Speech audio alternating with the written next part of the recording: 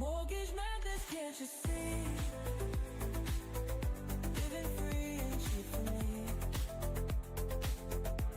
Interest climbing like a tree. Paying dues to destiny. Bright neon dreams in every room.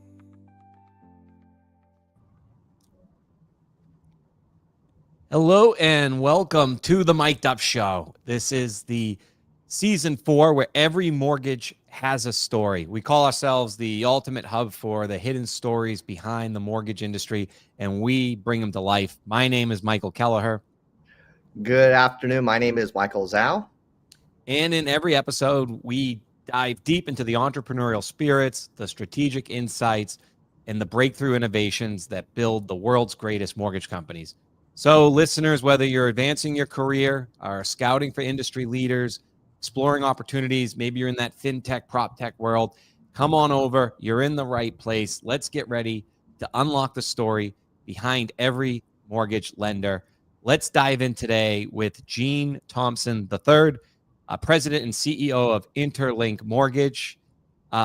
Gene has a large, or is a large IMB out of Texas, I think specifically Houston. We'll hear a lot more during the show today. And Gene, you have one of those rare stories.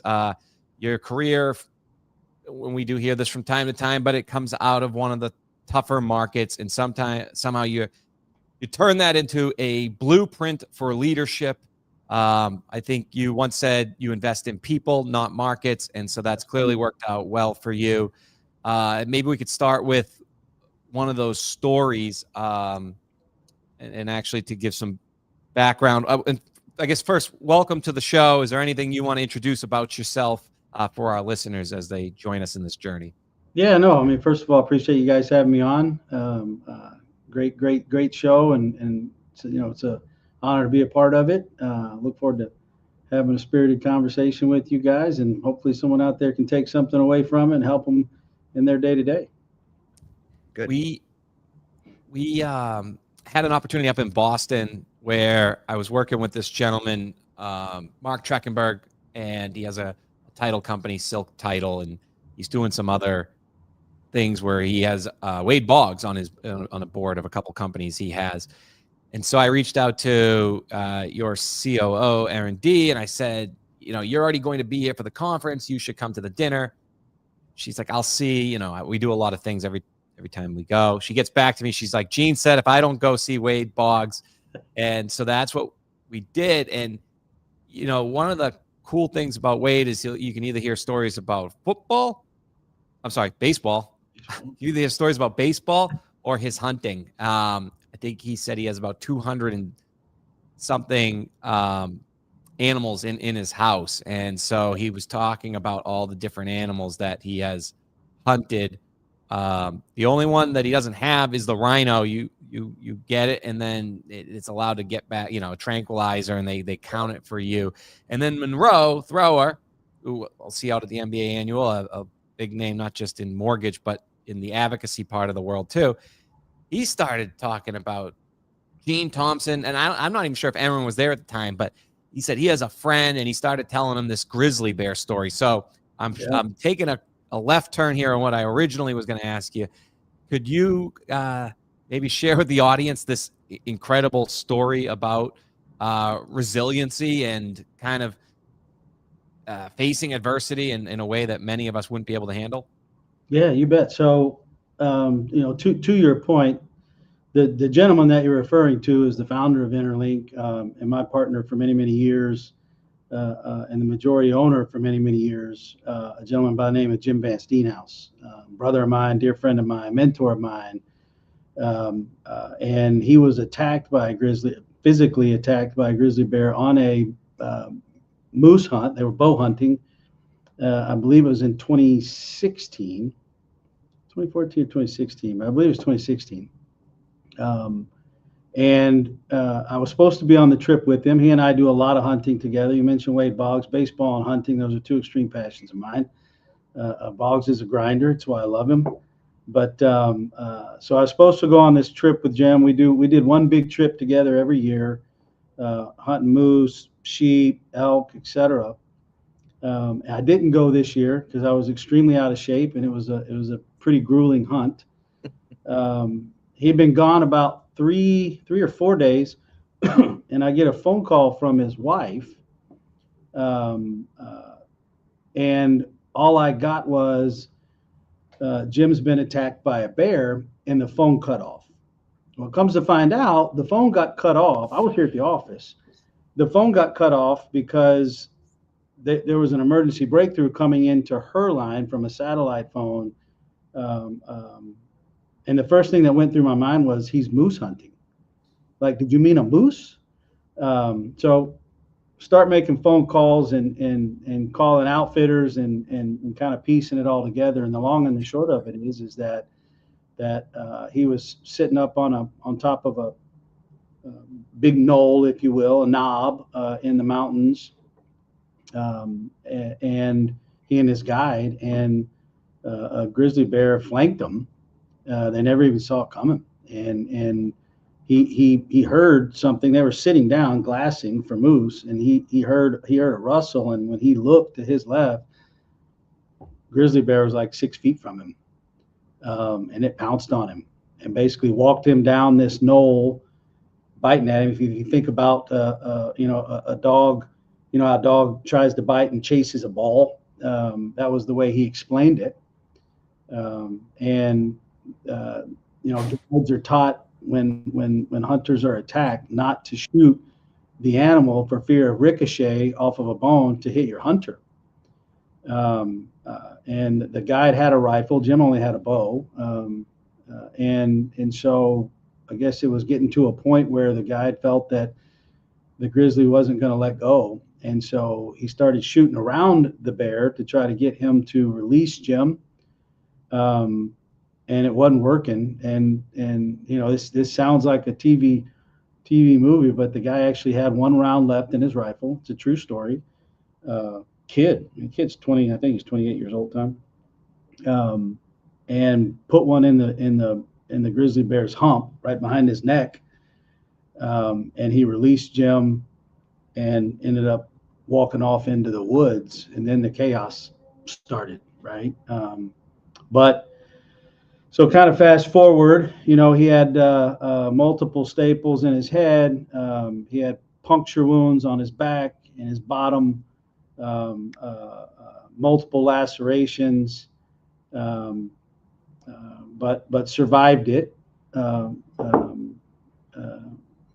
And that basically set him on a path to deepening his faith and making a commitment that he was going to use that experience to bring others either to Jesus or closer to Jesus. And that's what he retired to do. He's got the Bear Man Ministries.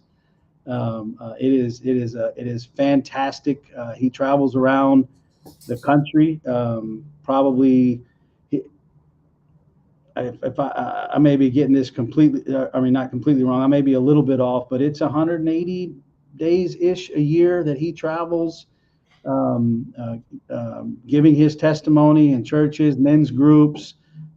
This year, he was actually fortunate enough for any Clemson fans. He went and Clemson had the football team had him come out and prior to preseason. I don't know if they'll have him back because they haven't started out too well, but that nonetheless, he got a chance to go hang out with Dabo, I guess it is. And so he's been some pretty cool places. It is a fantastic story, and he delivers it well, and has used that opportunity to bring a lot of people to know Jesus Christ. It's awesome. And that's what he does today. And he funds it himself. I mean, he is 100% committed. He is an outstanding individual. Wow, I don't even know how to follow the story. I got off on a total tangent. I think the question was using that to, how do you overcome tough scenarios? What's interesting about Jim and lessons that I learned from him over the years. I mean, he and I started working together in 1997. We had a small time apart, of about 4 years, and then joined back up together here at Interlink in 2007. When I joined Jim back at Interlink, neither one of us had any equity. We were doing $60 million, $70 million a year. And you know, we've invested in people over the years and been very fortunate, and have grown the company to what I would consider a world-class organization, but doing it with the right hires and the right people over time. But you know, Jim's a get it done guy. Loves challenges. We've been through plenty. You know, you mentioned you started a company in 2007, then you hit 8, 9, and 10, which was extremely tough. But you know, you get past that, and then you get into, you know, the standard business situations, and then you see him face a personal situation like this, and to use it the way he used it to motivate the organization, to motivate himself, to dedicate his life to be in the hands and feet of Jesus. You know, you can't help but be inspired by those kind of things and learn. And a lot of it's about learning perspective. You know, things that apply to this market, perspective, right? You know, the last 3.5 years, for those of us that have been in the business 20 plus years, has been extremely difficult. I would venture it's more difficult than 8, 9, and 10. And I've heard that emulated by others that have been around a while as well. But you know, I try to continue to remind people to maintain perspective, right? You know, we had a 20 and 21. I hate talking about it because, you know, it was unicorn years, but you got to remember that, you know, there's consequences to everything, good times and bad times. And we've all been extremely blessed in this business, and these tough times are really kind of ways to redefine the next 4 to 5 years, in my opinion. But it all kind of wraps itself together. Gene, in the book of Acts in the New Testament, there's a portion in a chapter talks about the Apostle Paul. He's in a storm, and if you think about someone just traveling on a boat, you know, 2,000 years ago, Nope. right? There's no Travelocity or internet or ATMs or online banking. There's none of those creature comforts that we have today. So when you're traveling from city to city, say, for example, you want to travel from Greece to Rome on a boat, you're traveling through boats, and you're not just bringing yourself.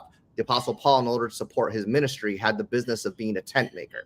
So he needed someone to hold his money in Roman currency, in Greek currency, in Assyrian currencies, because he was selling tents. He needed people who were going to be able to sell the tents. He needed the salespeople. He needed ops people and the sailors to travel from city to city.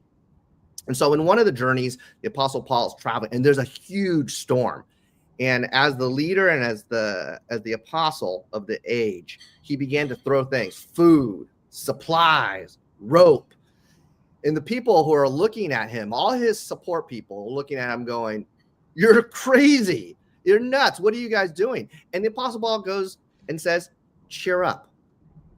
In spite of that storm, he began to tell people to cheer up because of his faith of what God was not only accomplishing in his ministry, and also what he was looking in the big picture of God's got my back.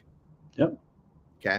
Gene, can you give us some experience right now, especially over the course of the last 3 years, of where your faith had a larger picture of you? You might have had to do things in your business life that were uncomfortable, where your faith carried you, especially over the last 3 years, where IMBs are having issues fiscally, in business, sales, so on and so forth. What's the type of big experience mindset that you have, and how did you overcome that over the course of the last few years? If you can give us that experience. Yeah, and I appreciate you making those references, Michael. And we're not shy about our beliefs around the organization, and and I think the easiest kind of correlation to what you're referring to would be I bought the majority stake. I bought Jim out, right? The majority stake in this organization. I was a minority partner and bought the majority stake in the organization 2 years ago, right? So you've got this, you got July of 22 is when everything went to hell in a handbasket from a rate perspective, right? Things got extremely difficult very quickly. And then I turn around 6 months later and push all in. And the only reason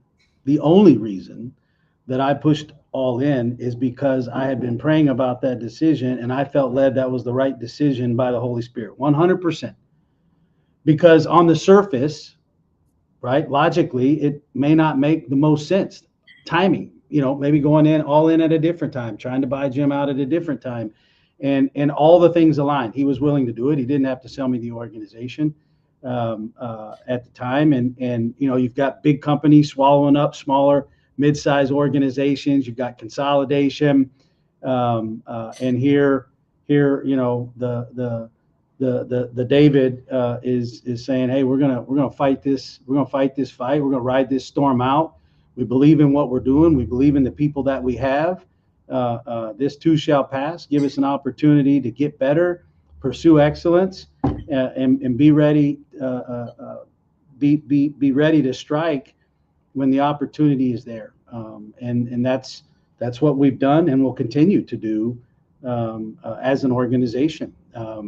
And to your point, conventionally, I don't know that everybody looks at that. I'm 50 years old. I guess about to be 52. I've been extremely blessed to be in the mortgage business and had some really good years, as a lot of us had.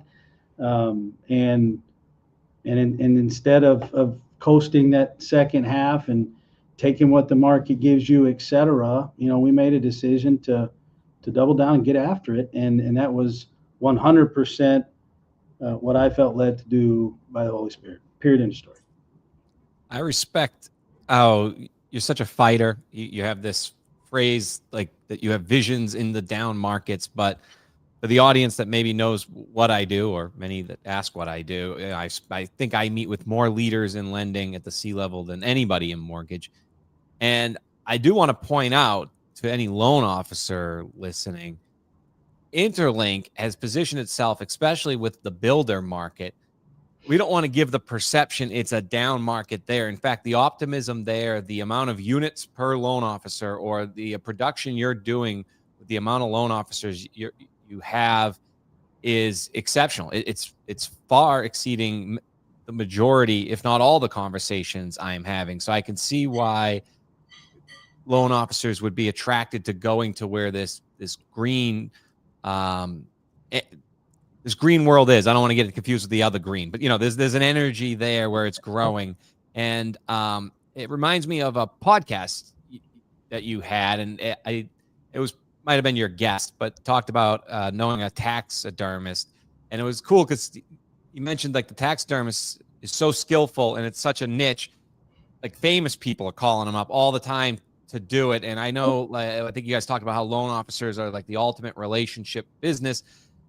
But this little niche, like this person's clearly built around relationships, and one of the guests or your partner was at this party, and famous people sort of off in the side speaking to the taxidermist's father, who said this quote that stood out: "Down markets are where visionaries' visions get executed, so they can become realities in the up markets." Your builder business kind of reminds me of that. Your market share capture that you're able to do even in this market, like what's to come. I'm sure you have ideas on that. But what could you teach the next up and comers, the down versus the up, about perspective or humility or timing or maybe luck? Sure. You said one key word. I believe that the mountaintop teaches you humbleness and the valleys teach you humility, right? And there are times where they're both pretty close to one another in meaning, and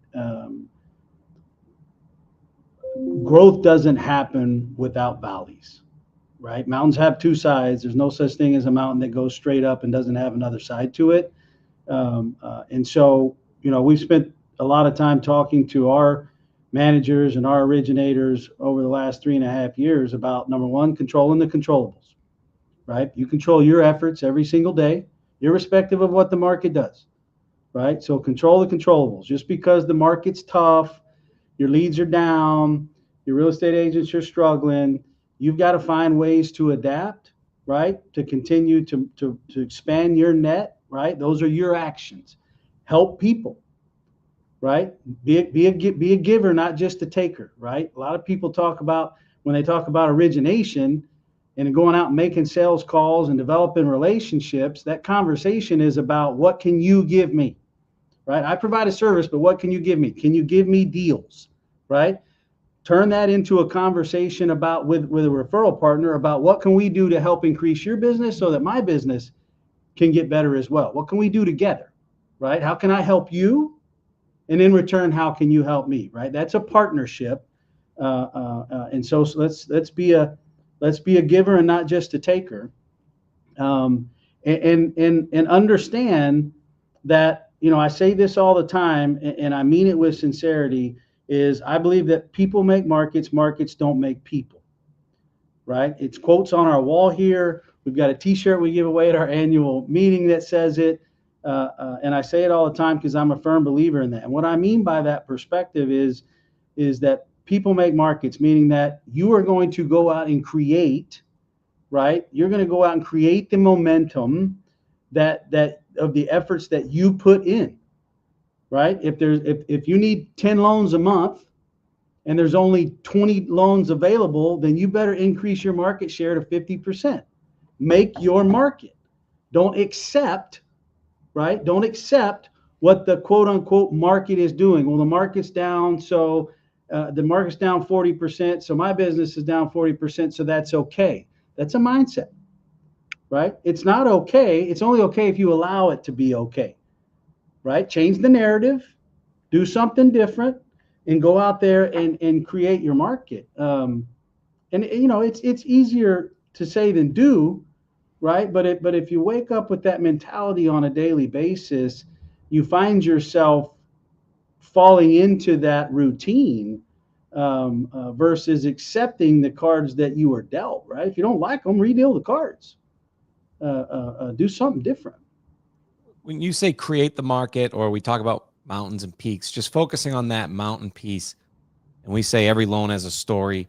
Can you just talk about the builder business, the optimism behind builder businesses, and like, what's the story of consumers that choose new builds over consumers up here in the Northeast where there's not much of it? Yeah. So, the new construction business obviously it's a niche market, and it's an extreme blessing to be a part of. People ask a lot of times, like, how do you get involved in doing builder business? How do you make those relationships? And there's multiple ways to do that, but our story has been bootstraps on the ground, right? A relationship starting at the salesperson level. You get an opportunity on a deal that goes sideways. You figure out a way to make it happen, and then that relationship turns into a conversation with a sales manager to a vice president of sales, because those decisions are made at the top of the house, right? If you want to be a preferred lender, the salesperson out in the field of a builder does not have the ability to make that decision. They have the ability to help you get a conversation, right? But new construction over the last few years, when the resale business has taken a hit, has obviously been a bright spot in our industry for a couple reasons. Number one is they have the ability to control their inventory, right? They're making the determination of the investment that they're going to make and the amount of houses they're going to put on the ground. Number two is that with the rate changes, they've had the ability through, as an example, bolt forward commitments to artificially incentivize sales through bought down permanent interest rates, which you guys are well aware of, and has been a huge boost for them to be able to generate sales. So those two pieces have allowed them to continue to keep a lot of the momentum that has been lost in the resale part of the industry. Gene, in the builder market, builders such as Lennar or Pulte, they have their own lending capacity.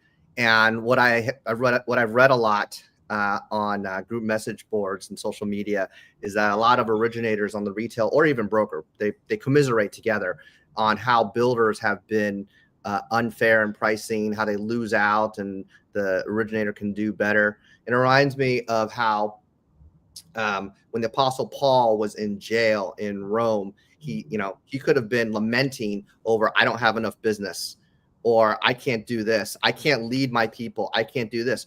But during that time period, he also wrote 2 letters to Timothy. Timothy was a young person, for those who don't know that book. And as a young person back then, he could have been anywhere between 13 to 20 years old.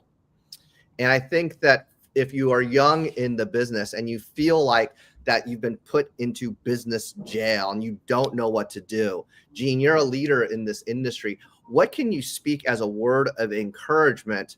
Because everybody's in the same situation when it comes to the business, but you've been able to use builder business. You've been able to encourage your people. What is some of the encouraging words that you would say in order to, number one, as a C-suite leader, and then number 2, to the originators that are out there that would be considered an interlink, that would encourage them to not only be better versions of themselves, but do better, because the implementation of doing is just as important about the being and the mindfulness of it.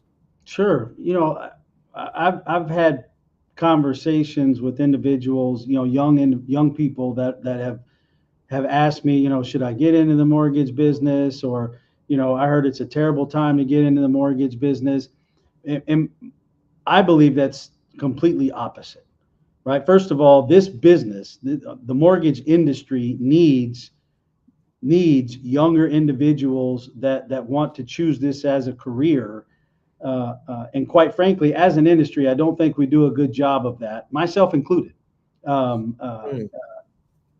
As you well know, y'all talk to a lot of people, and I don't know what the percentage is, but it's extremely high, the amount of people that fell into being in the mortgage business. They knew somebody, they got started in a refi boom because they had, somebody convinced them that they can make a bunch of money, whatever the case may be. They didn't go to school and start out as they're young saying, I want to be a mortgage banker, like people talk about being a firefighter or a police officer. So we got to do a better job. But getting into the business today, you've got to learn how to sell. You've got to learn how to grind, right? You've got to learn how to get your audience. You've got to learn how to capture the attention of someone when you do get an audience, right? And if you got into this business in 20 and 21, 2019, 2018 even, right? I mean, we ran 15 years off of a government-funded monetary policy that we all benefited from, right? I mean, those of us that have been in the business a long time, we love 20 and 21, but we all knew that it wasn't sustainable, right? We did 5 years worth of business in 2 years. All you got to do is look at the history, right? But this business is going to continue to improve, and we're going to get back to standard cycles that we've seen up and prior to 15, 18 years ago, where you go on a 3 to 5 year run, and then you have a little bit of a downturn, which i.e. ability to grow, and then you go on another growth cycle. But learning that in today's environment, from my perspective, is going to set individuals up when things start to turn for extreme success, versus learning the business when things are at a peak or close to a peak. You get drawn into that. This is the way that it always is, and that's just that's a farce. It's just not true. And I think you lose a lot of the valuable lessons that you have to learn, especially in a cyclical business like ours, without going through these valleys. And the sooner you can learn those lessons and overcome those challenges, the better equipped you are for when they happen again, because it will happen again. History repeats itself. We all know that. And as history repeats itself, this is a great opportunity to reset sometimes, to get ready for that next splash, to get ready to scale. I always say, you keep doing what you've always done, you're going to get what you've always got. So Yes, we sir. want to go to our great sponsors to show some of the new technology people and lenders can use going into these new markets. And we'll be back on the other end to ask Gene some more questions about his company and himself.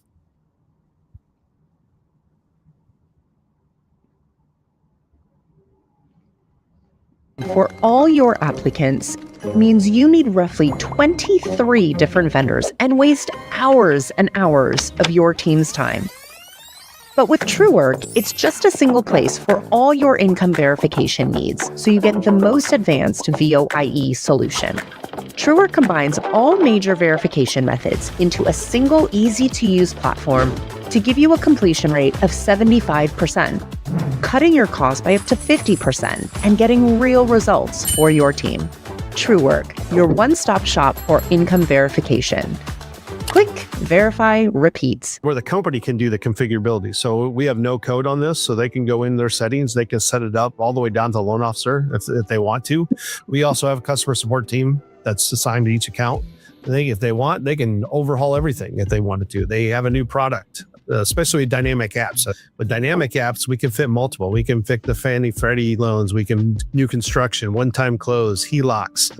Whatever those workflows are, they can design that workflow for each individual app. Now, what's going to take it to the next level is the AI and the OCR piece. Cyber and wire fraud. Can you afford the risk? Today's automation and technology-based trends demand solutions to fraud threats. Funding Shield provides lenders and investors real-time transaction-level verification, certified wire fraud protection to protect loss of funds at closing due to cyber-based and other threats. We help improve your bottom line through fraud prevention, risk management, and validating the parties and documents involved in mortgage closings. Prevent fraud and theft on your closings. Gene, I have to say, I love your podcast. And one of the episodes was Halloween episode. It was from 2024, stood out because that's about Halloween right now. And you guys were talking about trap season, not like almost like a trap game in football, right? Like in the schedule in another week. And you were specifically saying the fourth quarter. We have a lot of holidays coming up, a lot of coffee cake coming into the office. Yeah. Can you say now what maybe you feel is different about this year? We just talked about a possible valley going into a peak, and maybe how you personally balance strategy versus culture in Q4 to prepare for Q1. Yeah, great question. I mean, we just had a meeting earlier this week. One of our monthly scheduled meetings, and with some of our leadership, and what I spent time talking to them about was, the fact that we are in Q4, and there's really two pieces to Q4. We got to finish strong, and we got to plan for 2026. We're big on measurements here. We're big on budgets. We're big on goals, knowing where you're going, right? What gets measured gets done. And that's a lot to juggle because you've also got holidays, right? And everyone deserves to spend time with their family and enjoy those seasons in Q4, and which makes it that much more important that when you're not enjoying those holidays with your family and you're at the office, you got to be extremely focused because you got to juggle two pieces. And so, I encouraged individuals to number one, start thinking about what they want to accomplish in 2026. You can't wait till January to document that. So where are you in your goals today? What do you have? You got 2.5 months left to finish the year strong. Where do you need to move the needle? And then what do you want to accomplish next year? Um, and start focusing on both of those. And as you start having conversations, when you're setting goals as a producer, right? A lot of that's going to depend on the amount of referrals that you get from your referral partners, right? Especially if you're a referral-based loan officer, you're not dealing with strictly business to consumer, which is how we are based as an organization. We are a referral-based organization, B2B. And so, I encourage them to get their referral partners in as a part of that goal-setting conversation, right? Because as we discussed earlier in the podcast, it's a partnership, right? What can I do to help you? What are your goals for 26? If you don't have them, let me talk through that with you, where we can set some and encourage them to set goals, and how can I be a part of that? How can I help you achieve your goals in 26? And then let me tell you how you can help me achieve mine, right? Where that provides that piece of accountability to a referral partner. And a lot of salespeople, right, originators specifically, are almost timid about holding referral partners accountable. But I think it's essential. But it's hard to hold them accountable if you don't have a commitment, right? So I think, what I encourage them is to make their referral partners a part of that goal setting conversation as it relates to setting the goals for 2026. It also gives you an opportunity to talk to them about that Q4 push, right? What can we do to close the year strong together? But when you're home, man, be present, be intentional, recharge your batteries, and come back to the office ready to go. Gene, I'm going to refer back to the book of Acts. It's chapter 21, verse 1. And when I read this to a lot of people, it seems like a verse that's so inconsequential, but yet very meaningful to me as a business person. And it says, "And when we parted from them and set sail, we took a straight course and came to Kos, and on the next day to Rhodes, and from there to Patara." There's no these or thous or go and do things or anything like that. But the significance of the Apostle Paul traveling as a tent maker was twofold. Number one, he had a business to run, but his business was for the larger purpose, in order to spread the gospel of God. And in the first part says we parted from them, and like I mentioned before, he had his bankers with them, with the currencies of the Roman, the Grecian, and the Assyrians. He also had to bring his the people who were selling tents, and the people and the bodyguards, because you can't have all that material and not have people protect you. So you had security people, you had sailors, and you had all kinds of people.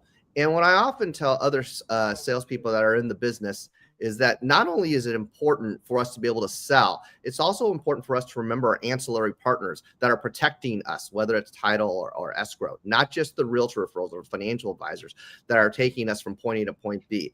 And secondary, for you as a leader, in this verse, the author of this book is actually Luke. And I've sailed on a cruise ship, a modern cruise ship, from Kos to Rhodes. And that took me 2 days on my king size bed and plenty of all you can eat foods on the cruise, but yet still very meaningful to me, because I understand what was the actual journey watching the Mediterranean Ocean from place to place. Can you in that bigger picture journey, there's a story of how you've actually had a pastor as a mentor. Yeah. And in that, we have all kinds of people, not only referral partners, but also the ancillary partners that bring us through, including people of faith. So we have a bigger picture journey.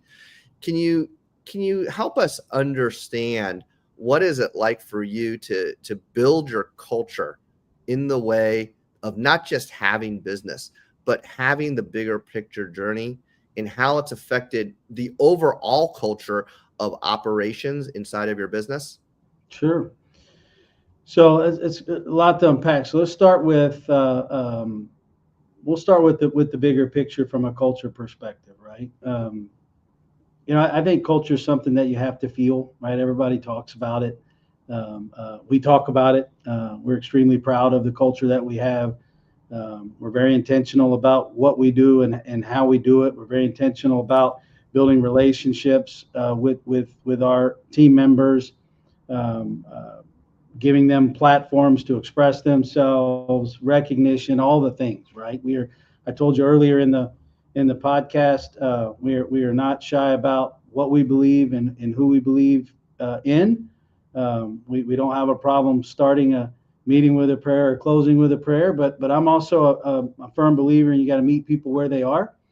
So from a bigger picture perspective, I have a platform. There are some people that believe their business isn't their ministry, and some people believe that their ministry is their business. I believe that we have an opportunity to lead by example. We all have faults. We make mistakes, but being humble and being showing humility and just being real with the individuals that work at your organization, and giving them a platform to express their faith, and giving them a platform to ask questions should they want to ask questions. We're not going to force anyone to believe what we believe, but we're going to give them an opportunity to understand why we believe what we believe, to plant the mustard seed, and let God do the rest. Right? We don't save people; He does. Our job is to introduce Him. Right? And we're not shy above that. And ultimately, when you asked about our mentor, so there's a gentleman by the name of Sal Saberna, Pastor Sal Saberna. I was introduced to him by Jim many years ago.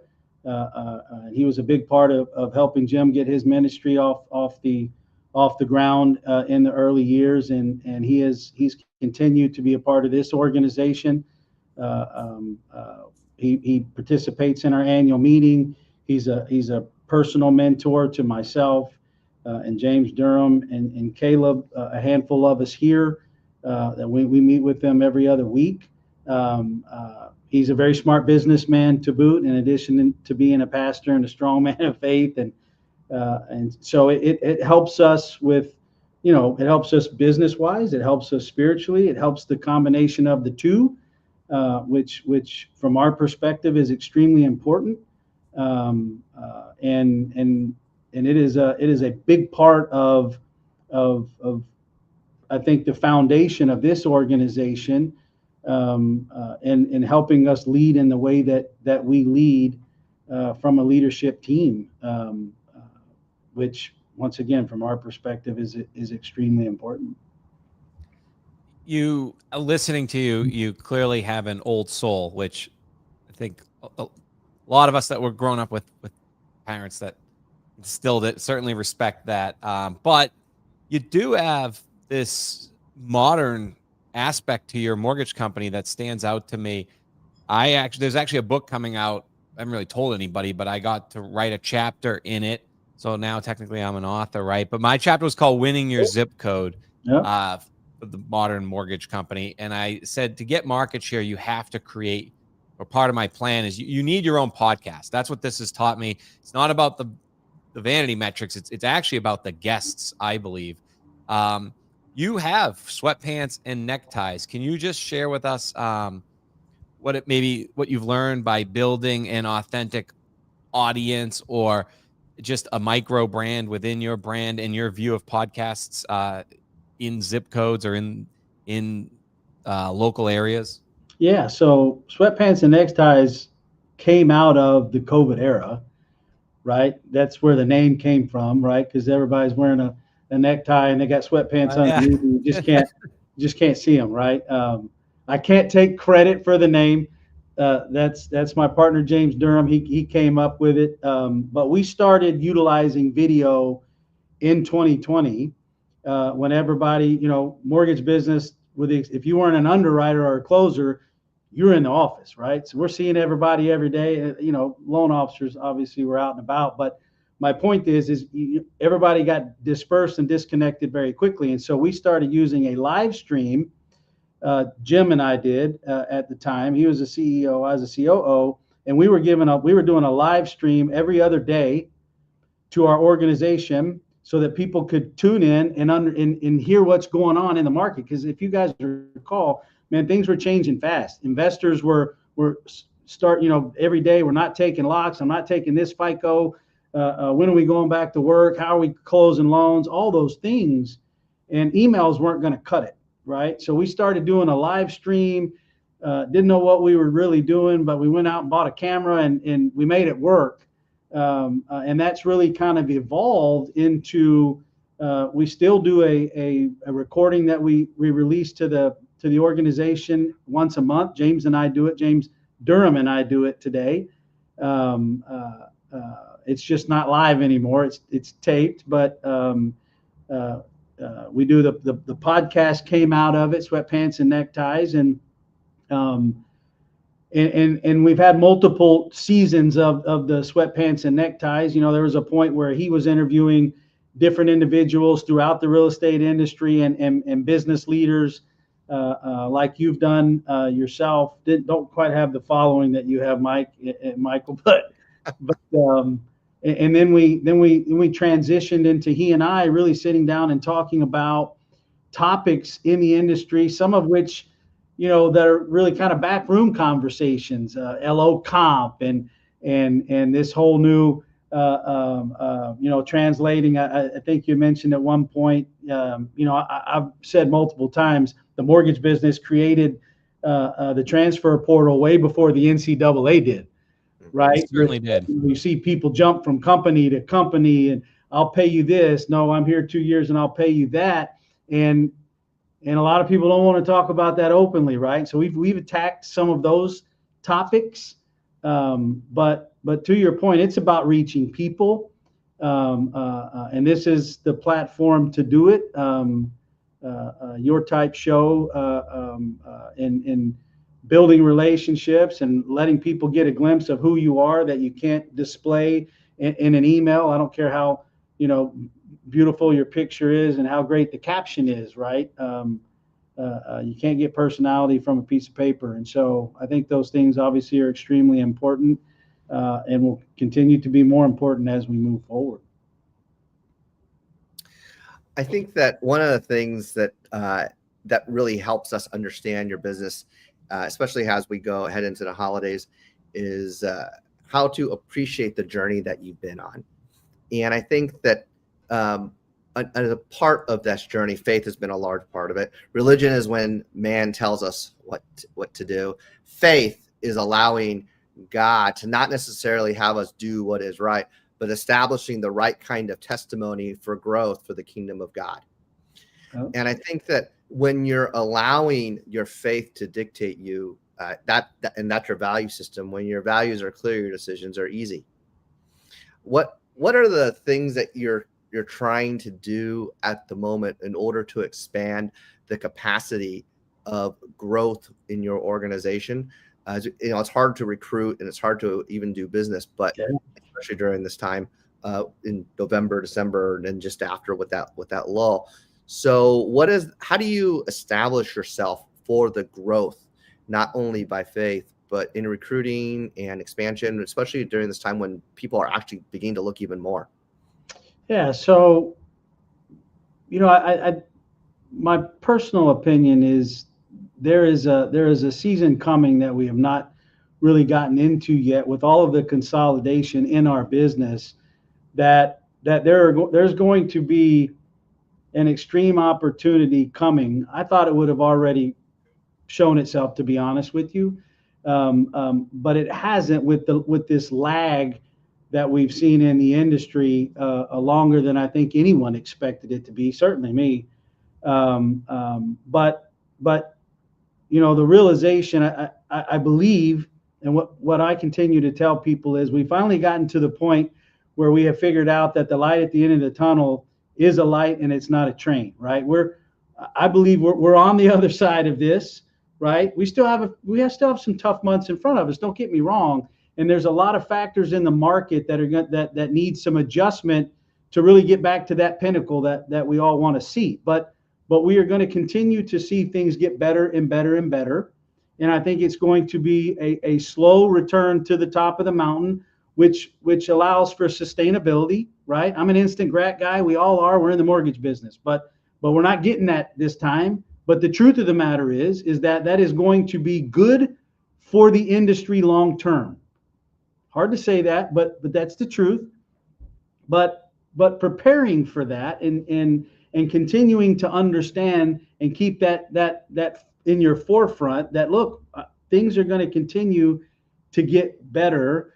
I think the attitude of the industry in itself has gotten better. I think people are starting to get excited about the business again. At least that's the way that I feel when I talk to others.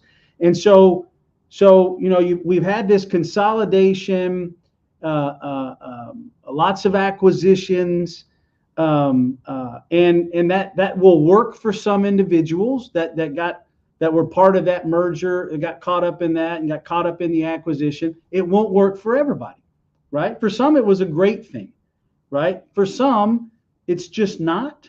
And so I think there's a segment of those originators and branch managers into the future as the market continues to strengthen, right? That confidence of, okay, this may have worked for Bob down the street when we merged. It's just not for me. They'll be looking for opportunities at this particular moment. I think a lot of individuals are, whether it's where they want to be long term for the next 10 years or not, they're comfortable and they feel safe in the environment. And so looking to make a move isn't necessarily in their purview from a timing perspective, but that individual will be looking for opportunities in the future.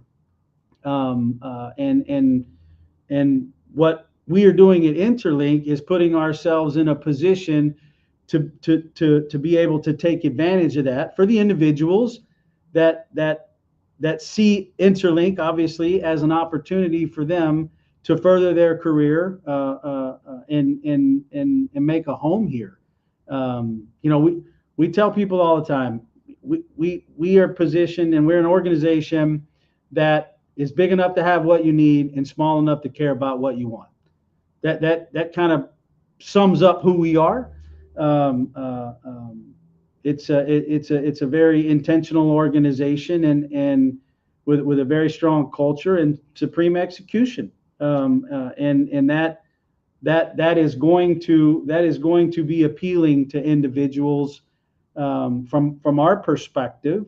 At least that's our plan as we move forward into the end of the year and into 2026 and beyond. I think that's a great story or perspective I haven't heard yet. I always end up with boat quotes, but I always like the one, a boat's always safest in the harbor, but that's not where it's meant to be. I do feel similar. Yeah. The industry, we got a bunch of boats in the harbor and you can look over and people are partying on the back of that one, but it might not be worth the move. But once everybody starts to go out of the harbor in the next year or two, and you start to see this boat moves faster or this boat seems to have, then I think people are really going to want to move for what suits them the best or what they feel is the best for their journey. Or maybe it's the people on the boat, like Michael was talking a lot about today. Yeah. So that's a really great way of putting a cherry on the top of why any loan officer who listened to this all the way through can see that this is a boat that we endorse you should get on. And that's why we really appreciate you joining us here. Sure. And we appreciate our listeners too, joining us on this journey into the heart of mortgage innovation. Remember, every mortgage has a story, and we are here to help you write yours. So if you, as a listener, enjoyed today's insights, please subscribe to any of our audio podcasts, share it with your network, give it a repost on LinkedIn if you're on there. And until next time, keep pushing the boundaries and uncovering the stories that drive our industry forward.